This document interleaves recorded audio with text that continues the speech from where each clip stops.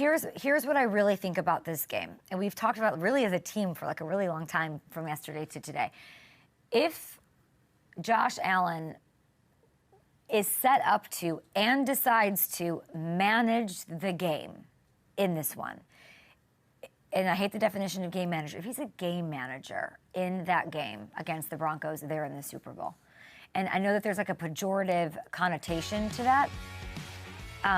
But what I mean by that is taking what's there, knowing when to put the cape on, knowing when to take it off and let other people ride for you. In this Broncos game, James Cook showed up. He was rolling. Joe Brady scheming guys open. Josh didn't need to be and didn't need to be made to maybe feel like he needs to be Superman to get this win. And by his own admission, pressing and turning the ball over, that is what lost them this game. If he's going to take that step to the next level, which is being in the Super Bowl, winning one, which I cannot believe they're not going to be playing in the Super Bowl, he has to evolve his game and take that step into game manager Patrick Mahomes. Let me explain. That is the level. And what that means is figuring out how to play under control and when to make those decisions to flip that switch. What Patrick has done, and that's the comp. Bills fans, I know what I'm going to get from you about this. I wanted it for Josh. It's insane that Josh isn't going to get it this year. I can't believe it. When you look at Patrick, though, and what he's never really given enough credit for is, I think, like the self-restraint, the discipline, and then the coaching, top to bottom, of somebody saying, don't do this. You don't have to do this, whatever that looks like, top to bottom, right? Patrick in the playoffs, it's crazy. Post Tyreek Hill, I want to show you. He has mastered that skill, that restraint. That is what sets Patrick apart. That's why he has 3 Super Bowl rings. If you look at this, Mahomes hasn't been putting up a ton of big playoff stats lately. Just 2 300-yard games in here. But look at his interception rate. He's only thrown an interception on less than 1% of his passes. He knows how to work with what he has and put his team in position and say, like, you guys, I don't need to do it all. I can. I've showed you that. Josh has showed us MVP stat, best player in the business this year, MVP last year. He knows how to like choose, and it's not just him, and it's not just Josh, and it wasn't just McDermott.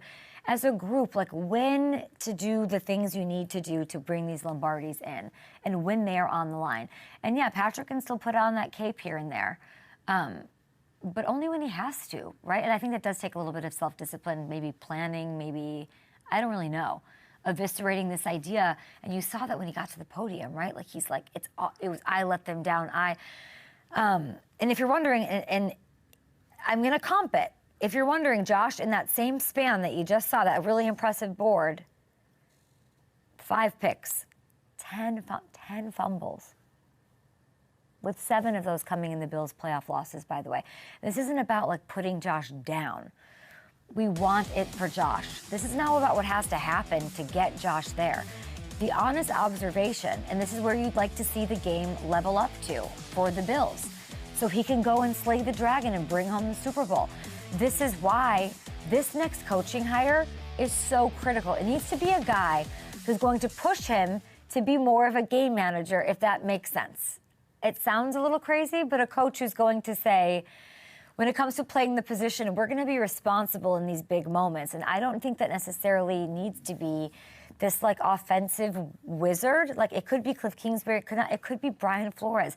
Who's the guy that can figure out the next stage of Josh, which is what we saw with lesser, maybe dynamic wide receiver 1 talents like Patrick had. Like that's kind of what I'm looking at for him. Is that crazy? Is that fair? Who could do that? Do we want to put it all on Josh's shoulders? No. Do we want him feeling that way? Do we want him to do that in those moments? I don't know. Buffalo needs a Super Bowl. You need it with him, right? And so yeah, I think if he manages that game, if it's a game managing moment for him, he beats Denver. And I almost think it might be the only way for him to get past the AFC and finally bring home a Super Bowl in the future. And wishing everybody up there love. And I don't know who you're throwing in with. Probably not the Patriots, but they're there in this AFC Championship game. We have to talk about this. Is the worst case. And I do feel for Bills fans. I want to know that, We've had so many great stories, so many great guests come on. I think I said this in a meeting this week. I don't know that I've had guests from a team this season that I have left more like, Hammy, how would you describe it? Like the Shavers, we didn't interview Josh Allen this year, strangely enough. We didn't go up to training camp. We missed it this year. But this year, like the storylines, the whatever, like I feel like the Tre'Davious White, so it's like I couldn't be. We haven't even said the name. I can't even say it. Like it's just awful. But like the story, all of it. My favorite guest this year, as a group, might have been from this Buffalo team. So heartbroken for them. And then I said this back in November when I said they have to win. I put all the pressure of the world on them. You cannot not only not do it this year because Josh is the best player on the field this year, coming off that MVP, and you're loaded. And every year we talk about how you have the best guy, so you better win the Super Bowl if you have the best guy.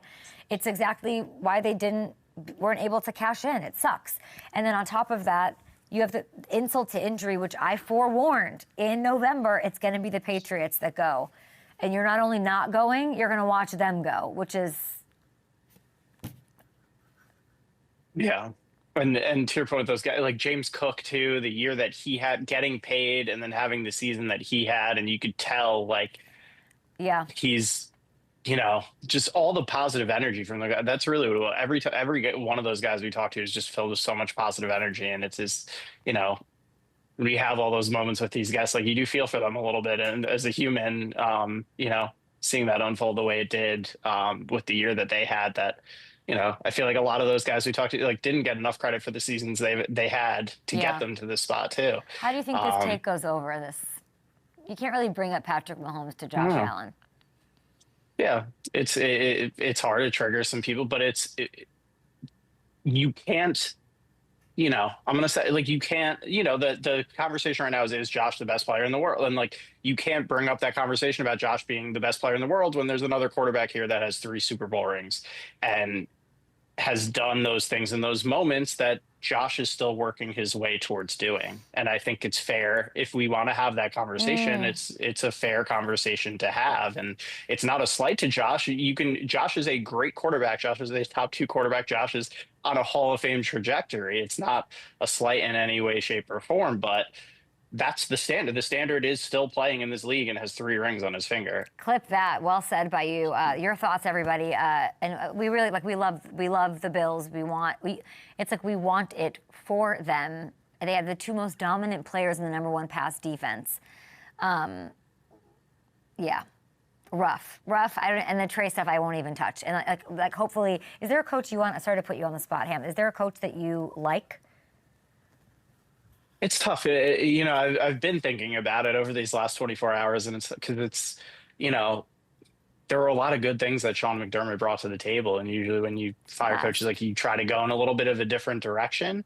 So do you go with another defensive coach like I think of Flores, like in a vacuum, not considering the McDermott part of it, is an interesting choice there for them. Do they go a younger, more offensive mind? Like to your point of accountability, like there are some of these guys that are great young offensive minds coming up, like a Davis Webb. Are they going to be able to, being the same age as the players? Like, is that the person that's going to bring out that accountability? I don't want to use the wrong word though, right? Because I used it, and you just like Josh was plenty accountable. So we're not saying somebody's that's going to hold him. I think we might be using the wrong word. That's going to get skewed. Let's clarify. That's a good point. I think what we mean is somebody who can let him know he doesn't have, just almost like the sports psychology level of it. Like, you don't have to do it all. Patrick has done a really good. Patrick could do it all, put on that cape, but he lets other things speak for him. Like he'll let other. He doesn't. I don't know how to. You can maybe clarify a little better, but not that we need Josh's feet held to the fire. Like, that's not what we're saying. Yeah, because he's the one. Yeah, you're right. He's the one person that always does take responsibility when things go badly there. And it's more about like encouraging that responsibility and harping on the responsibility, and finding that balance between the dynamic playmaker that he is and being responsible at the quarterback position. And because you don't want to take away the playmaking ability it's just helping him find that balance of like when to rein it in and Is it up to like you someone said. else? That would be my question, right? Like, is it like how much credit should Patrick get for that versus like, and we'll talk to James Palmer about Bieniemy, like versus an OC or Andy Reid being like, you know?